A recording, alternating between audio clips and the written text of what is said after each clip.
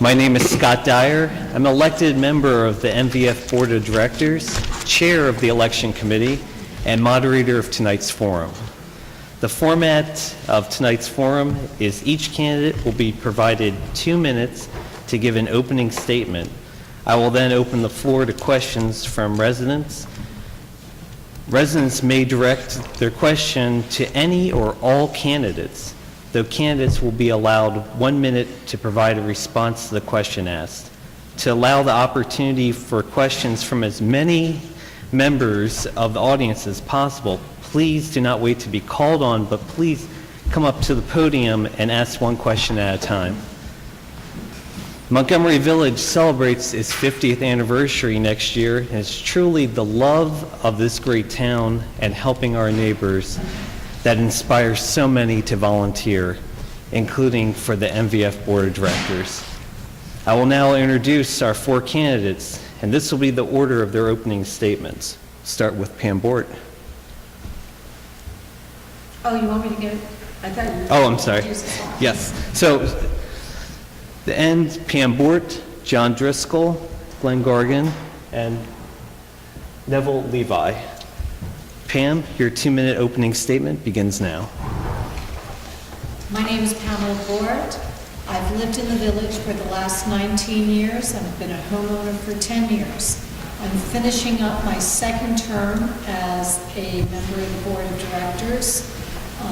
These were not consecutive terms. I was voted out for a year and then was voted back in. I believe that a number of issues are extremely important for the village that I would like to see through to the end. They include the disposition of the golf course, M83 and the master plan, also maintaining the financial well-being of the village, preservation of our green space and parks, and I have a special interest in architectural standards. Thank you. John? Good evening. Thank you all for coming out tonight. I am John Driscoll. I am currently the president of Montgomery Village Foundation Board of Directors. My wife Susan and I have been a resident of Whetstone in the village for 10 years. I am running for the board again because I believe we must continue the work of moving the village forward. First, we must continue to keep the village financially sound. During the 6 years I've been on the board, we have streamlined several of our fiscal policies to strengthen our financial position. While doing this, I will continue to keep our assessments as low as possible. I am proud to have a hand in rewriting our investment policy to allow 20 to 30% of our reserve funds to be invested in equities. This will allow us to grow our reserve funds without erosion from inflation. I fully support Monument Realty's development of the golf course as outlined in their concept plan and approved by the MVF board. This includes their plan to develop a Section 4 immediately under the current zoning rules. I oppose the building of M83. I see no reason why we should divide our community with the building of a new highway while the state and county refuse to widen I-270, Route 355, and other highways which would lessen traffic in our community. I look forward to answering any of your questions tonight and encourage you to email me with any inquiries you may have. My email is johndriscoll235@yahoo.com. Glenn? Good evening. I also thank you for being here on this cold and wintry evening. It's not as bad as it could have been. My name is Glenn Gargan. I have not been on Montgomery Village Foundation Board before. I am on the East Village Board. My lovely wife Linda and I live in East Village. I've had the honor of sending my son to Whetstone Elementary, Montgomery Village Middle, as well as Watkins Mill Middle School, and have been around long enough that I actually utilized our commercial spaces when they were somewhat young and somewhat vibrant, which they're not now. I will go on record as saying that if Bob Hydorn was not retiring, I would not be sitting up here today. I think our board has done an excellent job. I make no secret of that.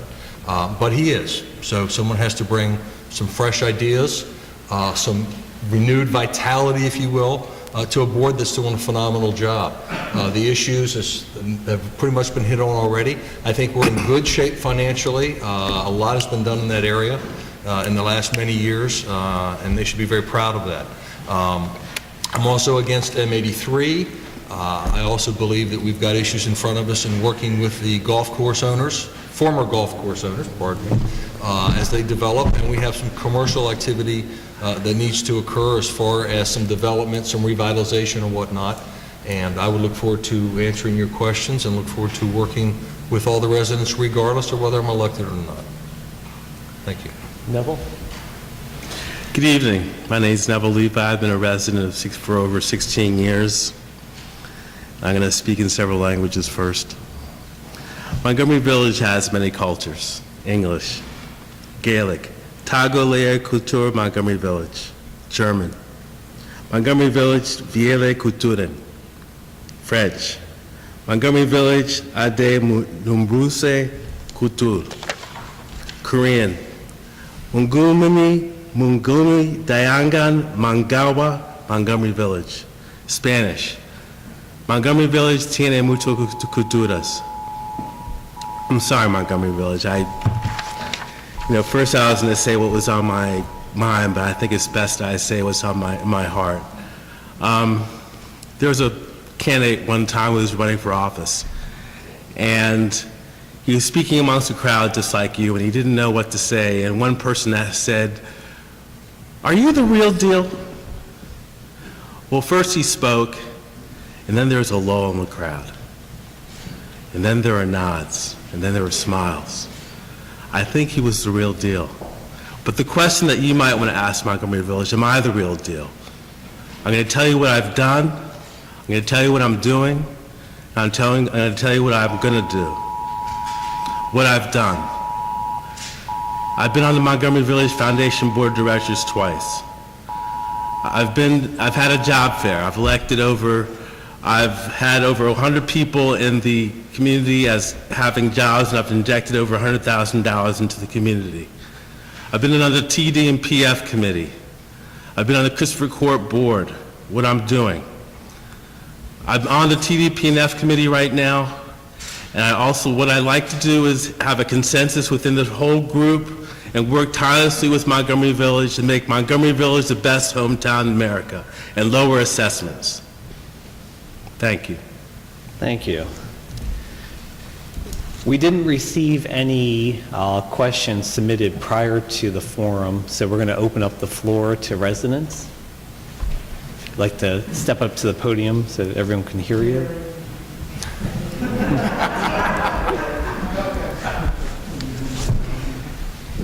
My name is Pam Mondell, and I'm a 40-year resident of Montgomery Village. And, we've all been there in a lot of things, but I wondered what your passion is for your coming on the board, what you feel your expertise is to help solve problems in the village. We're going to start off with Pam, 1-minute responses. I'm passionately interested in making this a better place for people to live in, for the children of the village. That involves all aspects of the things we've been talking about. We have to oppose M83 because M83 is going to bifurcate the village. It's going to bifurcate South Village, where I live. We need to make sure that the golf course is developed in the best way possible, not only for the people who will move there, but also for the people who already live in the village.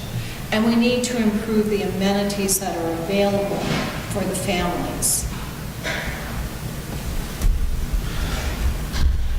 That's a very good question. I'm passionate about Montgomery Village.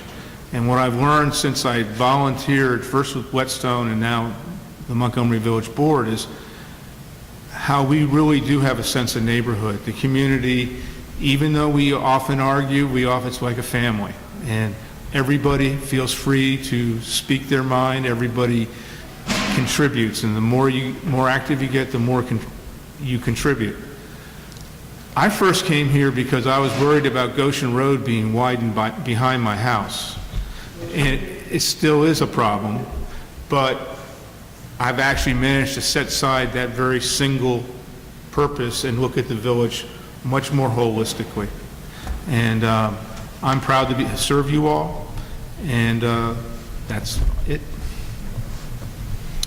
I'm concerned, and the board's doing an excellent job, I'm not backing off an answer. I'm concerned about what's happening around us in light of our commercial areas staying somewhat stagnant. I'm concerned when I want to take my beautiful wife out for a special anniversary dinner, and I have to leave Montgomery Village to do that, really. I like McDonald's as well as anybody, but that doesn't fly with her. I'm a little concerned when we have to look at this kind of things, and all these villages around us, Kentlands, et cetera, are really starting to develop and get some growth again.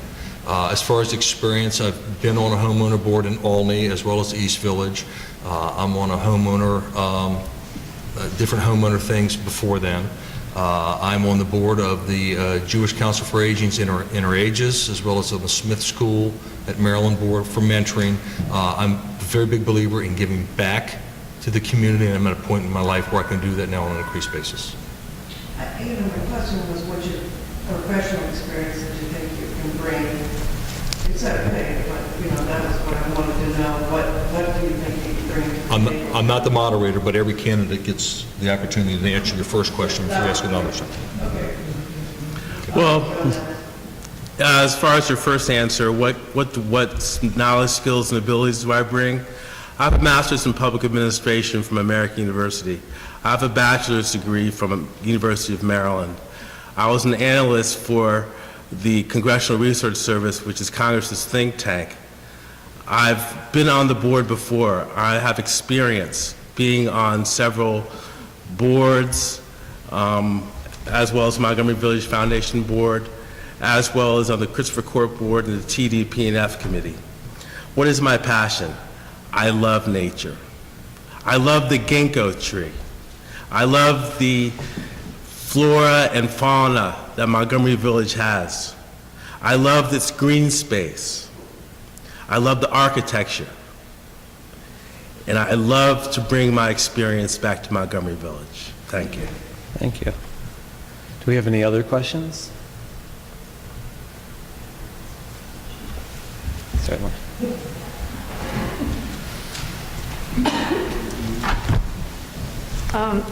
The MVF has long had a policy of coexistence with wildlife.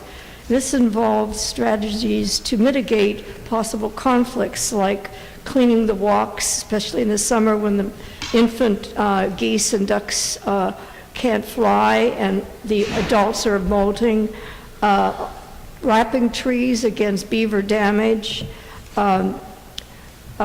fencing for deer protection. Our architectural control has special rules to allow residents to protect their property.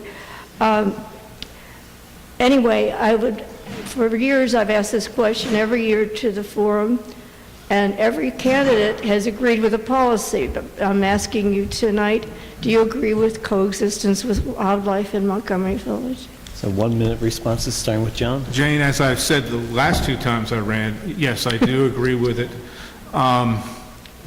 Wildlife, I wouldn't call it a problem. It's actually a challenge, because we have had like eagles move into the area. We have heron on the islands.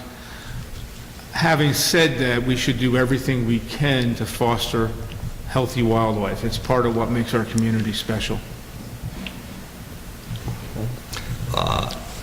My wife Linda is on the county board of the Humane Society.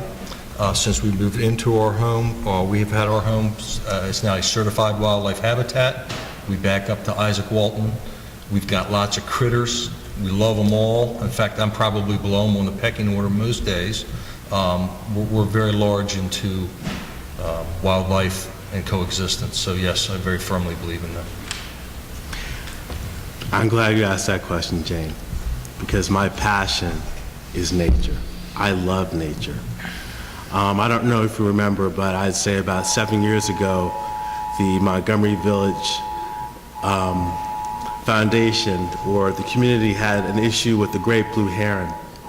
And I was very involved in helping preserve that. in Montgomery Village. I love the ducks. I know a lot of people don't like waiting for the ducks to cross the street, but I actually like the ducks. I like the red-tailed hawks that fly over yonder and come and swoop down on Lake Whetstone. I love nature, and I think we can work well with the COE to make it a better place in the community. Thank you. Pam, before you respond, can everyone just check their cell phones, because there seems to be an Amber Alert that continues to come in? There is an Amber Alert. I heard it. If everyone can shut off the phones to not interrupt the candidates, thank you. Pam, your 1 minute. Yes, I agree with the policy and support it. However, I think we could do a lot more to protect the wildlife than we do currently. I'm not sure exactly how we would go about that. If you were at the last board meeting, you may recall that Bob Hydorn mentioned that the overgrowth around some of the lakes was inhibiting fishing, and I objected to that. I don't think it inhibits fishing at all. I think fishermen are out there and they are leaving coils of fishing twine, which gets wrapped around the legs of the geese and also around the legs of the dogs who are being walked around the lake. I think there's more we can do to protect our wildlife without actually impinging upon the rights and privileges of our residents, and I'd like to see that. Thank you. Do we have any other questions from the audience? Pam? Edna.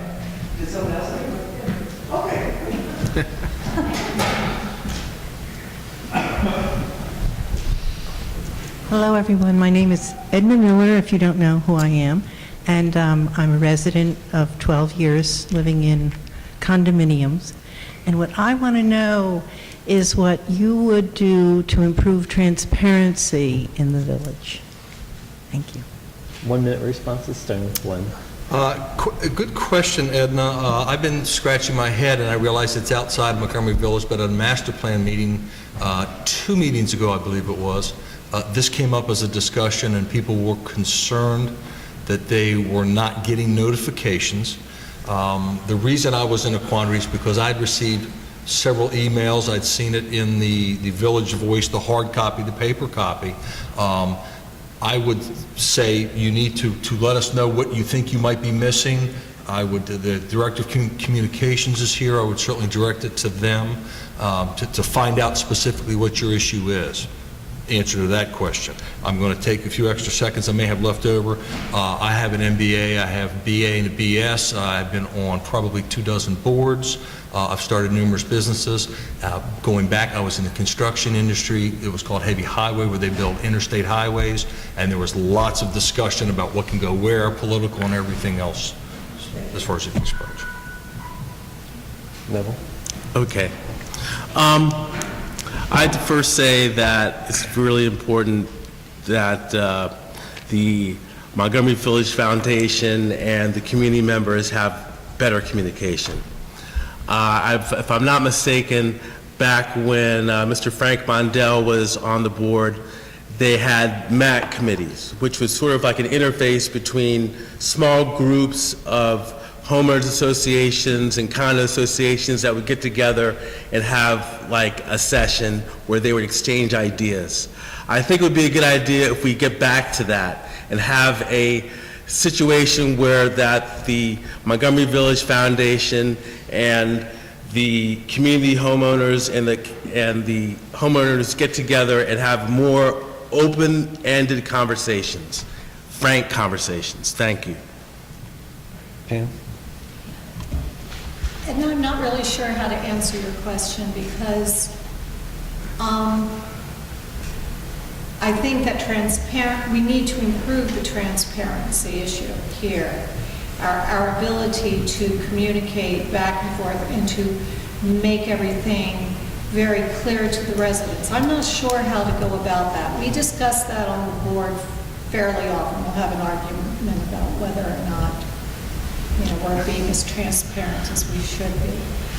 I think the best way to do it is for residents to become as involved as you are, to attend the meetings, to listen, to ask questions, to read the paper, and to point out when we aren't being exactly consistent.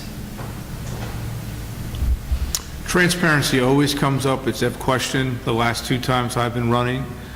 I don't think it's a transparency issue. It is a communications issue. We have nothing but open meetings. I will say, last spring, I had a retreat. We had our usual retreat. It was improperly advertised. And so the word didn't get out to everybody, and instantly it was because we were having a secret meeting. It wasn't. It was just that we had not communicated properly. Everything that we discuss on the board is an open session. The only thing that we talk about in closed session is write-offs, and that's a privacy issue. The people who are going bankrupt or can't pay their fees don't want to have a right not to be advertised. But that's all we talk about in closed session. Everything else is in the open.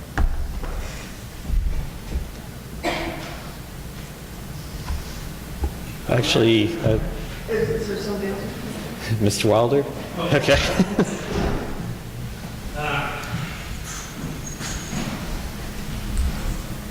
I'm Rich Wilder. I've been on a lot of committees, never been on the board, but I've observed the board a lot. And my question to you, to everyone here is, are you going to be an active participant during board meetings? Many times we see people on the board, never ask a question, never do anything. And when a vote comes up, they vote, but that's it. So my question is, how active are you going to be? And are you going to protect the residents, or are you going to protect the staff? 1 minute responses, starting with Neville. Rich, I think you remember when I used to be on the board and how vocal I was back on the Foundation Board of Directors. I'm very passionate about this community. I'm very passionate about being on the board. I think we should bring experience back to the board. I serve, if elected, I serve the community, not the staff. I don't serve the administration, I serve the staff. I answer to you. You vote for me. I don't vote for you, and that's the difference. So I represent you. Pam? Well, Rich, I think I'm a fairly active member of the board. I think I speak up on occasion. And as for the question of am I going to represent the residents or am I going to represent the staff, or maybe the word was protect, I don't think it's a question of either or. As an elected representative, I represent the residents and their concerns, but I also have to consider the needs and the skills of the staff. Thank you. Rich, if I get any more active on the board, my wife's going to divorce me. Having said that, every board member is responsible to the residents and not the staff. Staff is an aid, they're very good, but we work for you. And even if we have difference of opinions on occasion, you have every right to be heard, as does everybody else. And I will continue to try to listen to every single person. Thank you. Rich, trying to sum up what everyone else has said, because they've pretty much nailed it in one piece or another. An example would be somewhat like a business. You cannot run it without your employees, but without your customers, you're dead in the water. They've got to be satisfied. They truly do. Will I be involved? Yes. Time for everyone here is a very precious commodity. There's no honor in just coming and sitting, meeting in, meeting out, and doing nothing. I live here. I'm a resident here. And just like you all, I get my gas here. I do my shopping here. I go to my doctors here. I get my prescriptions here. I'm no different than you are. I'm talking to you in the stores and whatnot. Yeah, I'm very passionate about it, and we'll do that without totally disrupting the board and making the meetings 4 to 5 hours. I think we'll go back to you, Pam. Thank you for another question. Told that I'm a little short. I have a real bad feeling about the village, and it starts with the schools. The schools are so down, and I wondered if you had any ideas on how we can pick them back up. And I know there's challenges, there's socioeconomic challenges, and there's language challenges, and I want to say first we have to feed them and then they can learn, but it's more complicated than that. And I think that Montgomery Village, to build back some vibrancy, really needs to build back the schools. Wondered if you had any ideas. 1 minute response to start with Pam. Well, I agree with you, Pam. I do think that we need to continue with Bob Hydorn's program of providing additional food to our students by donating it to the schools. But I've often thought that we should have an organization within the village or an after-school program where people can serve as mentors and tutors for children who are having difficulty. Now, when I've talked about that with other people, they've pointed out that many of our children who are in real trouble in the schools don't have the ability to, say, get to a community center.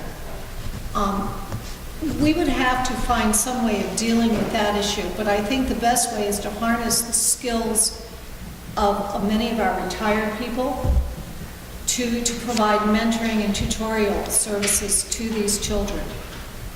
I just thought that had come up before.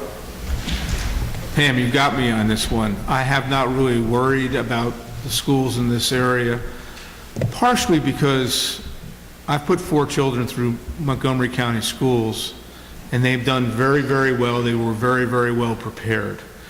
Having said that, I think when my children were in school, I was more active in the schools, and therefore I walked the hallways, I volunteered. That's how you're going to make Montgomery Village schools better, is to get more involvement from the parents, more involvement from citizens. And maybe as president of the Montgomery Village Foundation, I shouldn't say, you got me, I haven't thought about it, because maybe I should be more involved, and maybe that's what I should work on. Yeah. So that's really what it is. We need more people in the community to be involved. That's a great question, Pam. If you had been at the last meeting, board meeting, you'd have heard Linda Moore being so proud talking about Goshen Elementary and some of the things they've done on a visit there. I also have had a son that went through the county schools, and he's doing okay. I can't complain at all. One of the boards I'm on for the Jewish Council for the Aging is called the Hyman Interages Center, where we do exactly that. It is intergenerational mentoring. I'm sad to say when they've tried it several times at different schools here in the county, in Gaithersburg and in the village, they got very low participation, and there are very limited resources, so they've gone to other schools, but we're trying to beef that up as well.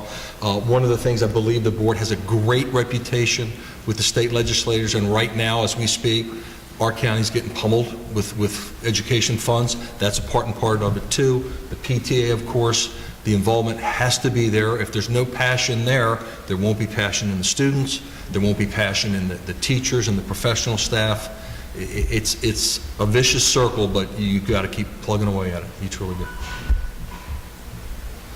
I happen to be very blessed to have been a product of Montgomery County Public Schools in Bethesda, Maryland. And there is a difference between the schools in that area and the schools in this area. And I think the biggest reason is the fact that we can improve these schools, but we can do it 3 ways.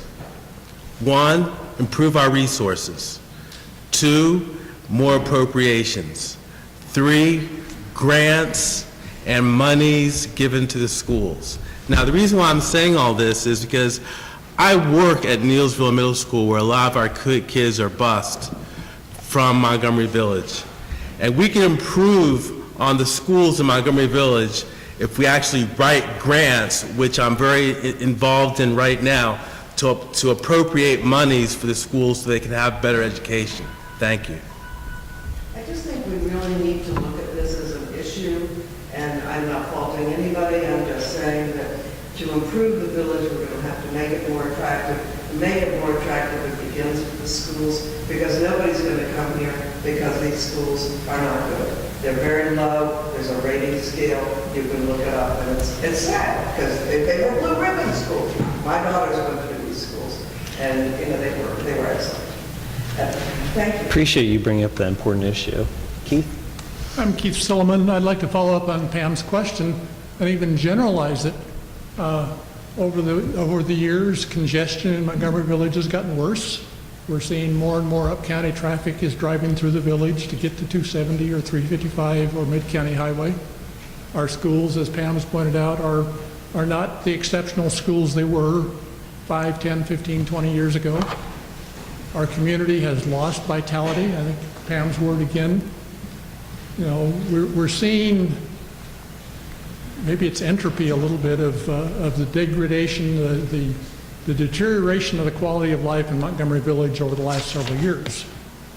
And so I'd like to ask a two-part question, is what do you think has caused it, and what can we do to fix it? Thank you. Thank you. 1 minute responses, starting with John.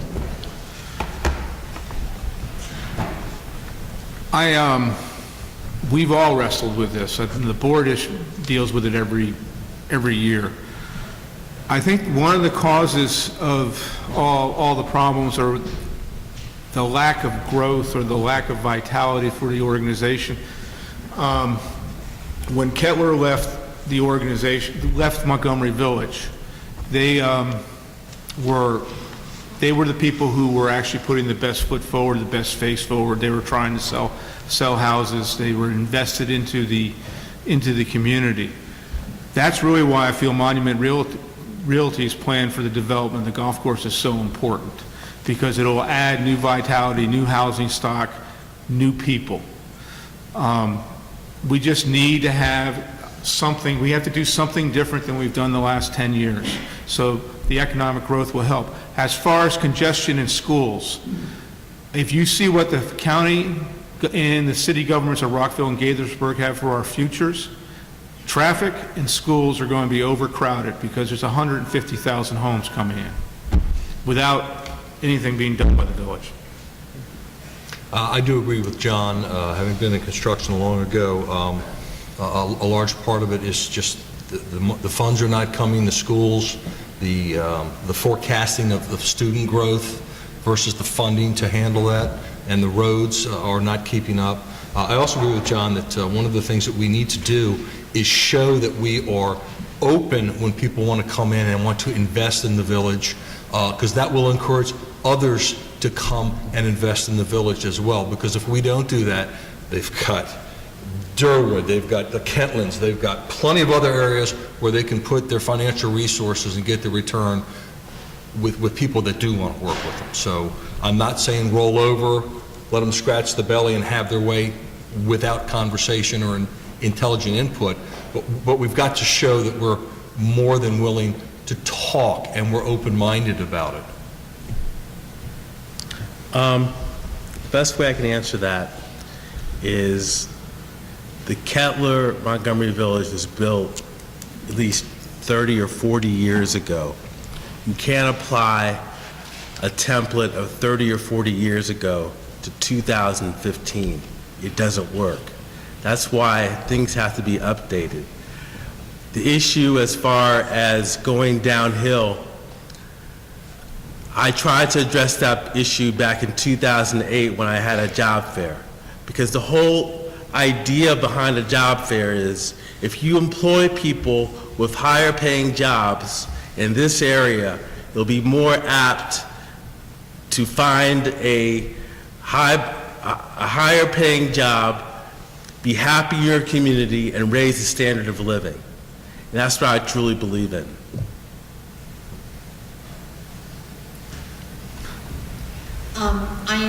agree with Levi with regard to, Neville Levi, regarding the, we're a 40-year-old community, and we're going to have to do something to make ourselves as attractive as Kentlands or King Farm. But I think we can do that by getting our residents excited about living here and involved in making the community better.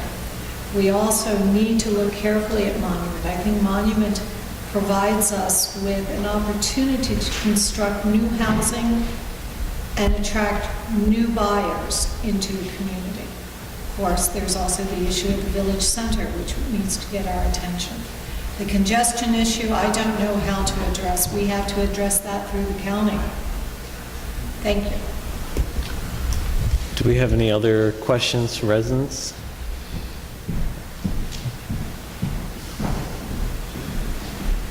Hi, I'm Will Fisher. I'm a resident of Whetstone. I've got a two-part question. First is, do you support the Vision 2030 plan? And the second part is specifically, where do you stand on the development of the Monument property, the former golf course? Thank you. 1 minute responses, starting with Glenn. Okay. Do I support it? What I've seen so far, I think it's favorable. I think we still have a lot to be seen. I know last night's meeting was canceled, so we haven't seen a lot on the commercial yet and some of the thoughts on that. Again, right now, we're at the stage where we're hearing a lot. We haven't really offered up a lot of input yet. We're not at that stage of the process. It's more of a, we're thinking of this, we're thinking of that in work groups. So far, it sounds like someone has thought this out. I'm certainly, like yourself, very eager to see where it goes from there. As far as Monument, the dirty little fact is Monument does not have to join the Montgomery Village Foundation. Monument does not have to deal with us at all. Monument can just deal with the actual zoning laws and go their merry way. They can do that. That's under the law, they can do that. I'm pleased that they've reached out and asked for input. I'm pleased they continue to do that. I hope that we are at least open-minded. Again, don't roll over and scratch the belly, but I think the dialogue needs to be ongoing to show other developers we're open-minded so we can bring in additional freshness and revitalization. Thank you, Glenn. Go to Neville. Yes. I don't look at the bottle as being half empty or half full. I look at the bottle as being a bottle with water in it or liquid in it. I'm a realist. And as a realist, I look at the Vision as 2013 as a conglomeration of people, architects, staff, community leaders, and community alike to get in groups to solve problems. As far as the golf, now that was a group activity. If we want to make modifications for that, we can tweak it. But really, everybody has spoken. As far as the golf course is concerned, I'm a realist. We do no longer own the golf course, but we can make modifications through the town sector meetings. Thank you. Yes, I support the 2030 vision. With respect to the golf course, I feel personally that Monument has gone out of its way to work with the board and with the residents of the village to come up with a design that would be palatable to all parties. I strongly feel that we need to continue working with them. The fact of the matter is, the land belongs to Monument. They can do anything they want with it once they get the zoning through the county. And it would be nice if we could influence how they decide to develop it. And I think we should do everything we can to avoid their selling it to someone who will not care what we think. I support Vision 2030. I was on the committee that produced that document. It's actually something the Montgomery Village should be very proud that we did. The monument development is a concept plan, and to me, as a land planner sometimes, Concept's very important. It means it's not cast in stone. It's something that this is where they would like to head. It's a target. And I support that target. There's a lot of work to be done with Monument before they will build a community that it meets many of our requirements. It won't meet all of ours. So I think Monument's very important to the future of Montgomery Village. As everybody has said, they don't have to comply to our rules. They want to comply to our rules, and they're working with us. And that's very, very important. They want to work with us. Do we have any other questions? Certainly.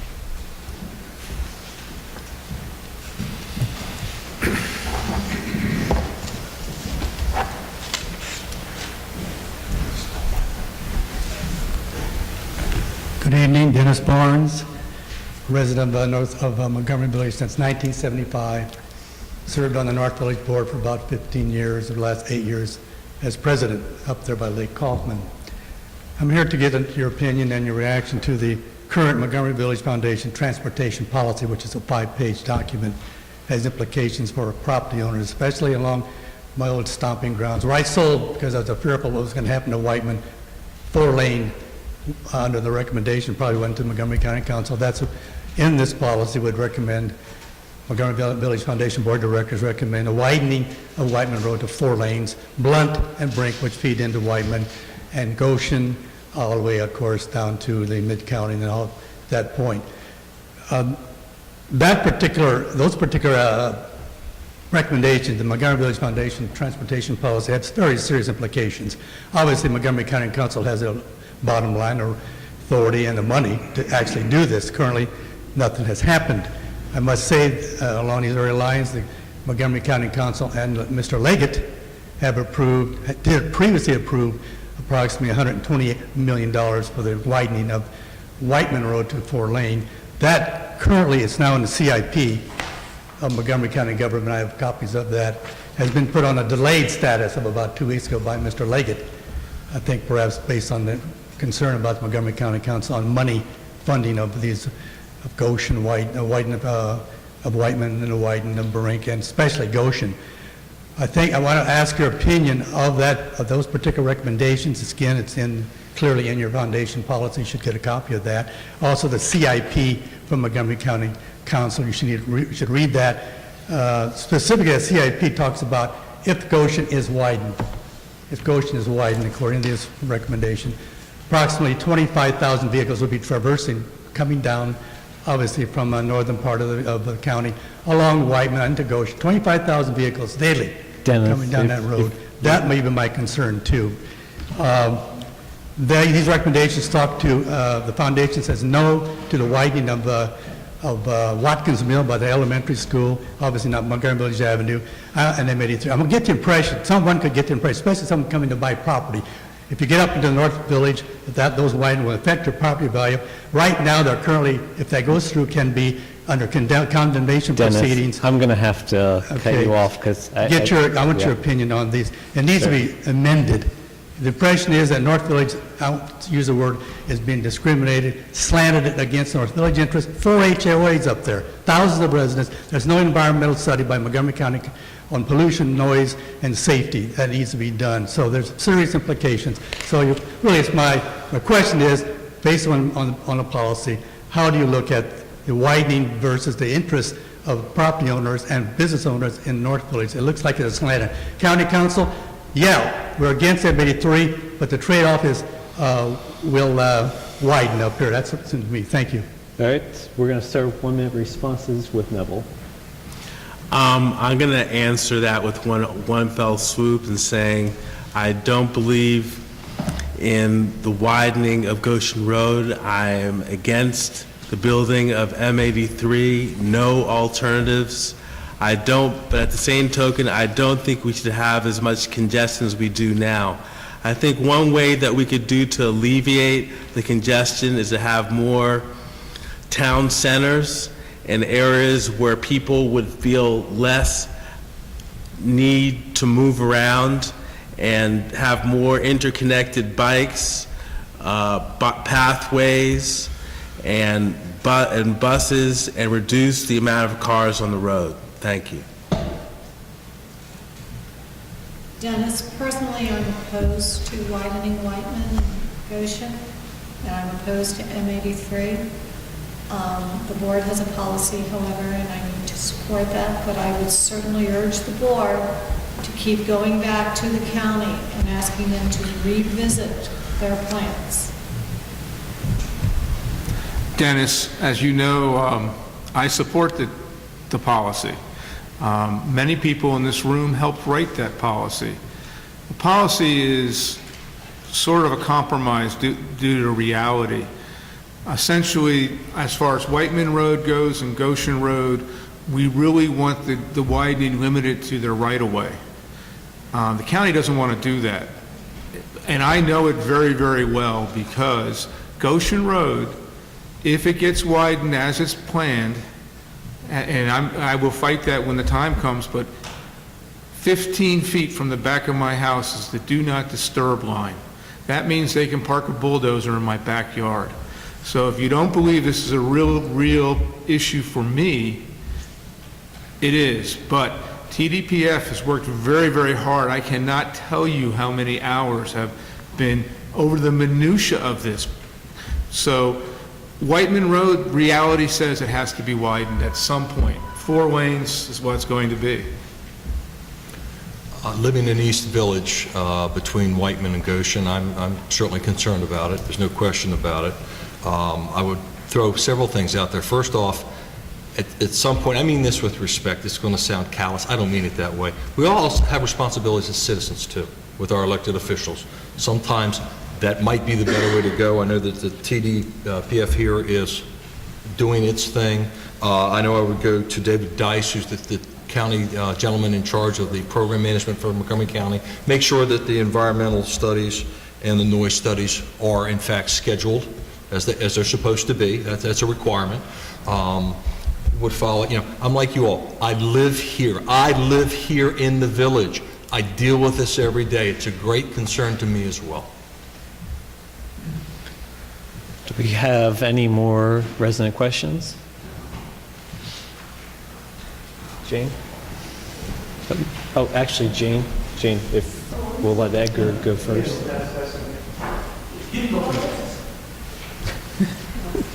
Thank you. I didn't say my name before, Jane Wilder. I live in South Village. State of Maryland has a couple of very important consumer laws, the Maryland Homeowners Act and the Maryland Condominium Act. And they allow access to books and records of the association with the right to copy for any resident of homeowners associations, with the exception of personal matters, et cetera, which are excluded. The various homes corps are given 21 days to respond to these written requests. I'm very familiar with the Freedom of Information Act because I'm a journalism school major, have been a member of a Society of Professional Journalists for 30 years.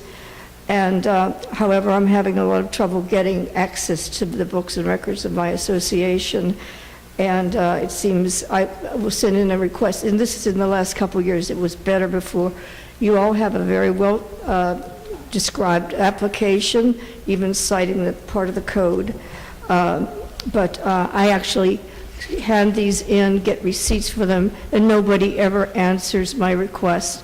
And I've asked several times, and they ignore me. Do you feel the Montgomery Village Foundation has a right to ignore state law? 1 minute responses, starting with Pam. I'm in a quandary because I thought that Jane said that this related to an issue with her homeowners association. And since I'm on the board of that homeowners association, I think I need to recuse myself. Well, there are two, MVF and South. Well, yes, I do believe that MVF and any homeowners association does need to comply with state law. Jane, of course, Montgomery Village Foundation needs to comply with state law.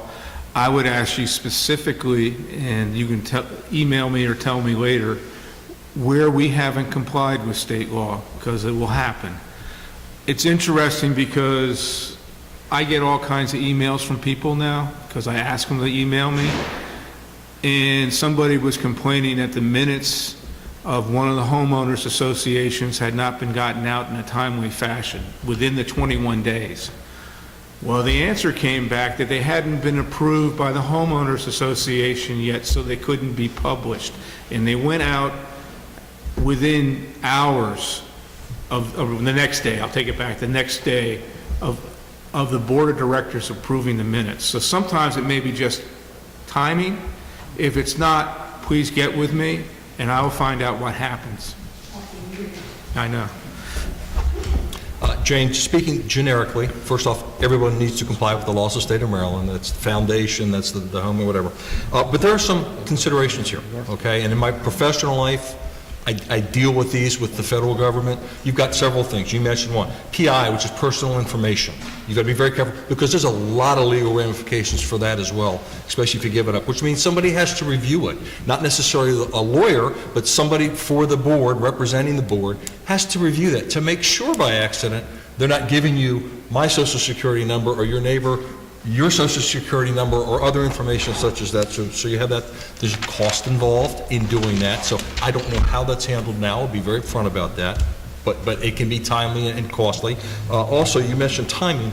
As we're aware, the boards do not meet every month. So there is a 21-day. I don't know what the current policy is, but a board may not meet at the end of one meeting for another 60 days. So that's a consideration as well. But it is important, and laws need to be adhered to.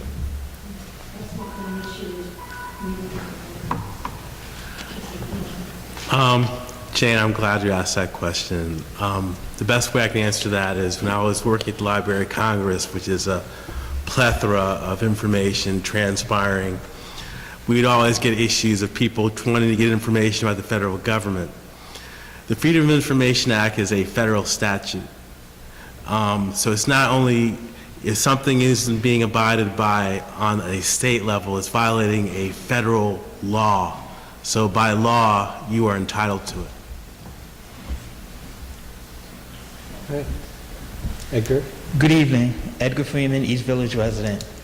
If elected, what initiatives do you plan to bring forward during your term that you would really like to see implemented?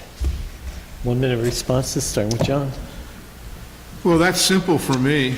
I'd like to see the master plan gotten through in a timely fashion. I'd like to move forward with the development of the golf course, and I'd like to continue progress on the Vision 2030 plan, particularly as it applies to the Village Center and the Professional Center, both which are up in the air right now and I think are key to repurposing and re-energizing the village. Edgar, I'm going to be a copycat to John to a large extent, and I think the way I would sum it up is I want to get the village to a place where it's agreed upon by those that don't live here, that live locally and read the papers, that we're open, we're progressive, and we're looking to freshen the village, to freshen the commercial. We don't necessarily want the M83. We're looking to work with the developer's monument of the former golf course. So we're open-minded for reasonable change. Reasonable. I can't stress that enough. I like to do several things. First of all, I like to improve the economic revitalization of the community. We need more restaurants that are top flight. We want to attract really nice restaurants because, as Mr. Gergen just said earlier, it's not great always going to Kentlands to a nice restaurant. Why can't we have one here? Another thing, I like to preserve the green space. I like to have interconnected roads and nature and plenty of flora and fauna in the neighborhood. And I also like to have a job fair. I keep saying job fair, job fair, job fair, but I had a job fair back in 2008. I employed over 100 people and injected over $100,000 in the economy. I want to do that again. and also work with the foundation board of directors in continued experience to do a good job. Thank you. Well, I too am going to echo John Driscoll and say that I'd like to see that the development of the golf course move forward and that we should continue our opposition to M83. In addition, I'd like to see the village center to be improved. And on a personal note, I'd like to work with members of the community to do what I spoke about earlier, which was form a mentoring and tutoring system for youth in the village who have problems advancing academically. And this is my own personal issue as the board knows. I would like to improve the reputation of our architectural controls outside the village, because I believe that the many real estate agents outside the village consider our controls to be a black eye. Rich?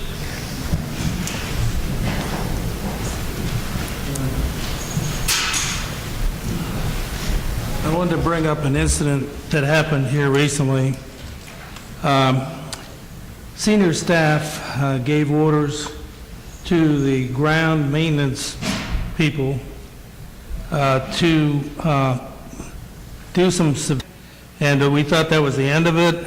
And recently, last board meeting, senior staff person said, gee, we need to look at this again, we need to go around, we need to make sure the safety around the paths and things like that. Okay, my question is, what do we do in this case? I mean, we thought this was over and done, and now the senior staff person is opening up this again, saying that we need to do more cuttings around here. Thank you. 1 minute responses, starting with Glenn. Only a minute, wow, okay. Being on the East Village Home Board, I know we discussed a lot of that beforehand of what's going to happen in our community.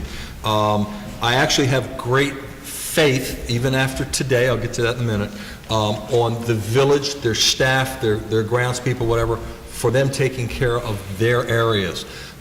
This morning, when the plow came, they do a good job, and I will be quick to say that.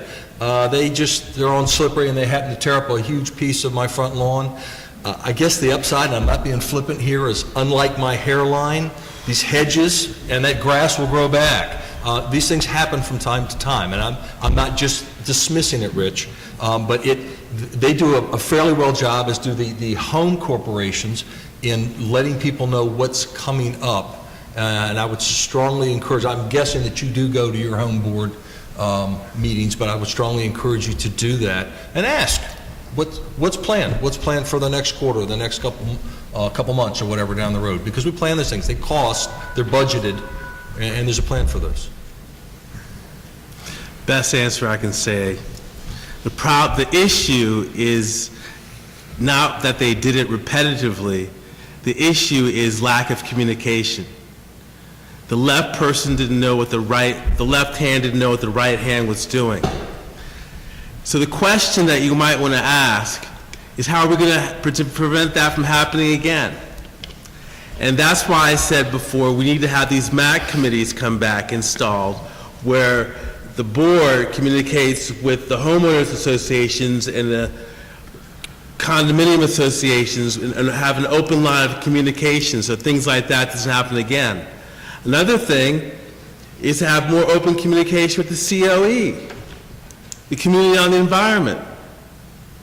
So if we have open up lines of communication, I think that this will enhance the lack of error that will happen again. Thank you.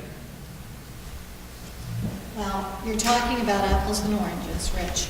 The bush hawking incident was horrible, and management has certainly recognized that fact because they got beaten over the head at a number of board meetings regarding it. I don't think that will happen again. The new issue is, as you recall, our executive vice president said that a number of people, residents, had complained about shrubbery obstructing their view of the lakes. And he was aware of the fact that many people, myself included, worried more about wildlife habitat than views. Therefore, he was inviting a number of people to attend a walk around, including the COE. I suggested that the abutting homes corporations be invited to attend as well, and any other interested people, so that they could view it, listen to what was being suggested, and have input. Rich, as you know, my business is the environment. I plant trees for a living. It was regrettable that some of this, I will say, invasive plant material was cut down. Having said that, after 6 months it will be back. My biggest concern about the environmental bush hogging was wildlife habitat, because that was destroyed, and that was destroyed at a time that animals were using it. But I can tell you there was no long-range damage to it at all. The very fact that we are having a walk-around is an answer to your concerns. Other people have concerns about view sheds, nutrient management, and the latest attempt is to get everybody out talking about it. It's a communication issue. If I lived on Lake Whetstone, I would want to preserve my view shed. Do we have any other questions from the audience? Edna?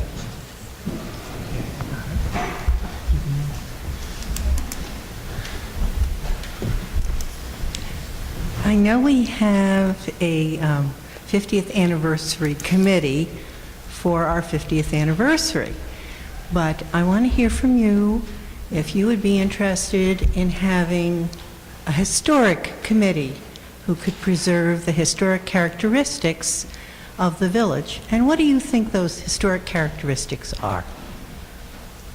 1 minute responses, starting with Neville. Oh, wow, I didn't have time to think. Historic characteristics. I was at the 40th anniversary when I was back on the board. One of the historic characteristics was, at that time, I'm not sure if Milton Kettler's still alive, but he came. He was a living icon of history. But we can bring Jim Kettler back. That's one item of person of interest.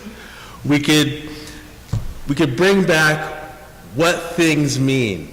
Do you know those arms that are stretched out on the flag of Montgomery Village? You know what they actually mean? Dick Wright told me one time. It's Sanskrit for friends. It's unity. So that's a couple of things I'd like to bring back.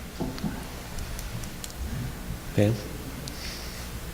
I think a historic committee would be very nice. My question would it be a short-term committee or an ongoing committee? Would it be an ad hoc committee of the board, or would it be that's just because lately we've been trying to cut back on the number of committees. I'm in favor of having a long-standing historic committee to protect the history of the village and to promote the history of the village. I've only been a resident for 19 years. And I've only been a homeowner for 10, and I've only really been involved in village activities for 6 years. My son didn't grow up here.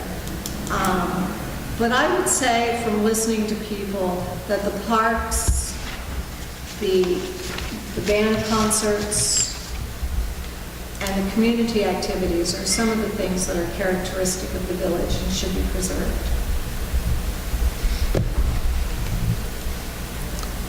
First of all, I would have no objection to a historical committee.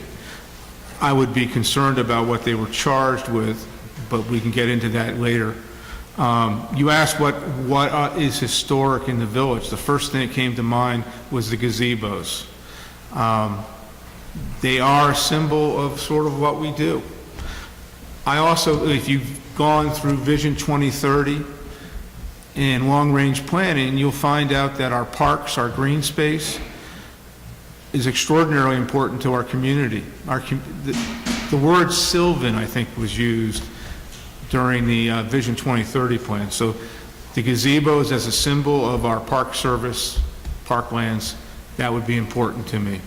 I will say that the very fact that we have a 50th anniversary committee means that we believe in the history of our community. I think the Historic Committee is a great idea. I think there are a lot of things to celebrate about the history, and there are a lot of things to discuss about the history that we're celebrating, trying to change. The commonality is great. The logo seems to have been there for forever, which is great. The gazebos have, and I certainly agree with that. There's a lot of commonality. This is not like, I don't have to put sunglasses on at night because there's so much neon coming from everywhere. We would certainly like to keep that. We would certainly like to get Monument and anyone else who might be coming and doing some development to join us in that and to try and help spread our history on them a little bit. I think they're probably pretty aware, but we'd like to do that anyway. I think it's a good idea. Do we have any more questions from the audience? Mr. Wilder?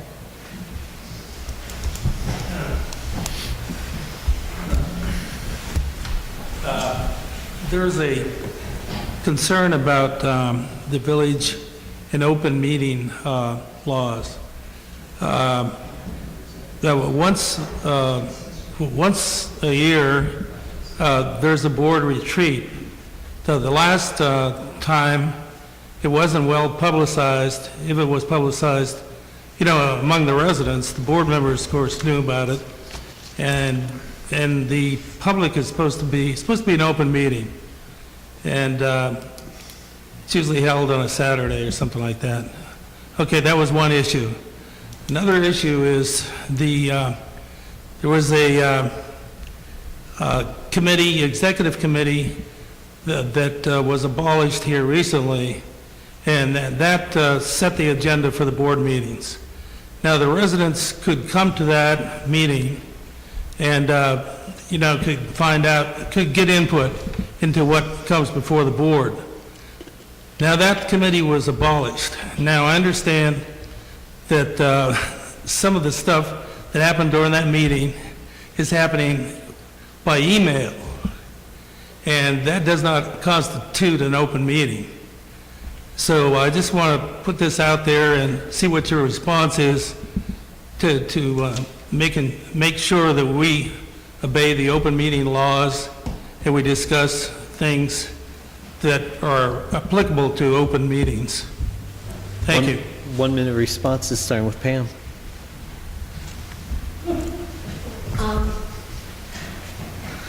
Well, with respect to the annual retreats, I've been on the board for 6 years, and for 6 years, it has been acknowledged that the retreats are open to anyone who wants to come.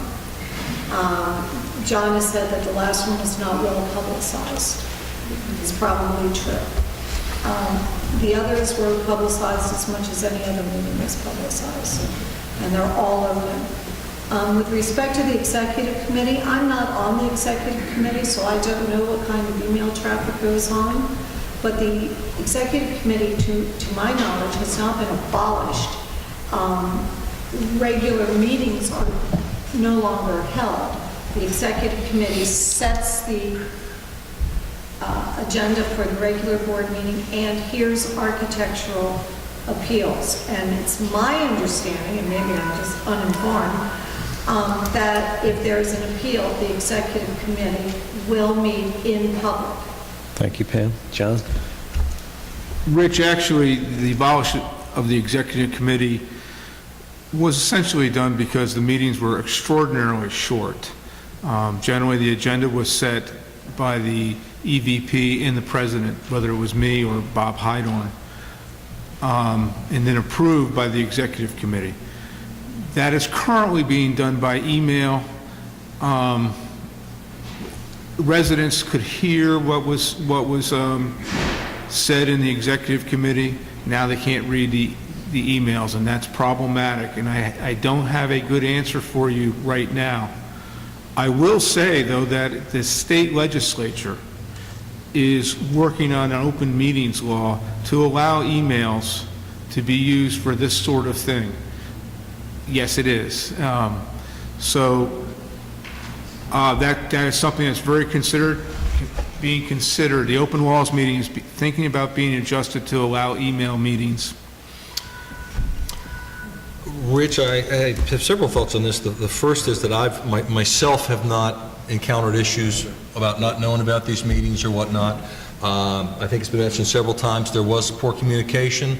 There were apologies. There were apologies then. I'm hearing them tonight, so I agree with you on that. As far as the executive committee, there were questions earlier about board experience and speaking up on the board. I guess my question to you, but I'm answering it, is why in the world would you want someone else setting your agenda? The meetings also have open time for residents. I don't know why you'd want one body setting an agenda for a second body to discuss, act upon, or whatnot. That, to me, that doesn't sync with the normal boards that I've been involved with in the last 25 years. So, but I acknowledge your comment. Key word here is transparency. Transparency, transparency, transparency. Jane, let me tell you something. If I'm elected on the board, you are coming to the retreat because I will email you. And whoever else wants to be, whoever else wants to come to the retreat too, as well. Problem solved. Good. Do we have any other questions from the audience? Well, I could go on and on, but I won't.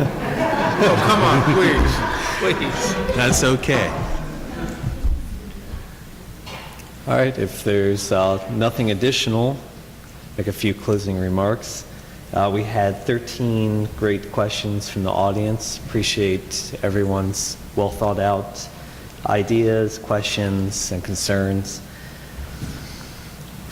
President John Quincy Adams once said, "If your actions inspire others to dream more, learn more, do more, and become more, you are a leader." Pam, John, Glenn, Neville, I wish you all the best in this election, and the decision is now in the hands of the residents of Montgomery Village. Tonight's forum has been videotaped and will be posted on YouTube and available through a link in the Montgomery Village website soon. A transcript of tonight's forum will be printed in the next edition of the Montgomery Village News. Election ballots will be mailed out on Friday, February 6th to all registered homeowners. Those ballots are due back to the MVF office by 5 p.m. on Friday, March 6th. Thank you for joining us tonight, including those at home. Thank you to our excellent MVF staff. And thank you to our candidates for stepping forward to serve.